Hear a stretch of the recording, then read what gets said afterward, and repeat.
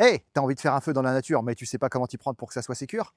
Eh ben bouge pas, je te montre comment faire un super foyer de feu fiable et sécure. Alors pour réussir un bivouac, dans un premier temps, il faut trouver une belle zone.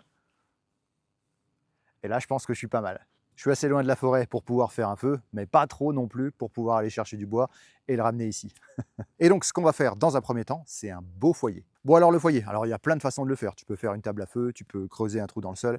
Mais moi, aujourd'hui, je vais faire simple. On va trouver des grosses pierres qu'on va mettre tout autour pour délimiter le foyer. Ouh, des grosses pierres de ce style-là. Ouais. Bon, j'espère qu'elles vont pas toutes tomber du ciel parce que sinon, ça va faire mal. Allez.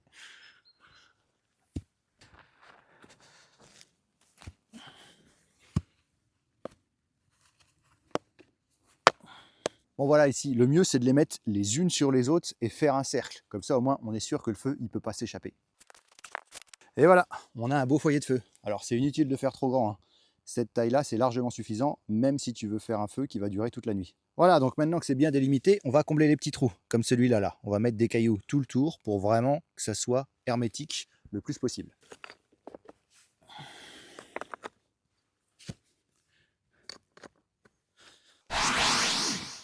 Bon, petit point sécurité. Alors déjà, on doit être à au moins 250 mètres de la forêt, ouais, histoire de ne pas cramer le bois.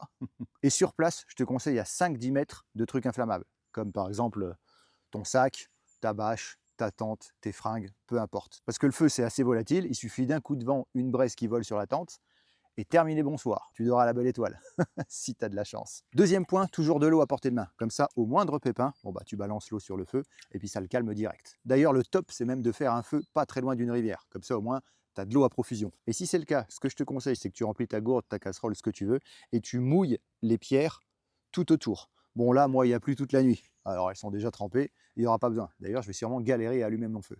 Maintenant, si tu t'es arrêté dans un coin où il n'y a pas d'eau, et si c'est ta seule gourde d'eau, bah, utilise pas l'eau pour éteindre le feu. Ce que tu fais, c'est que tu creuses un trou et tu mets de la terre tout autour.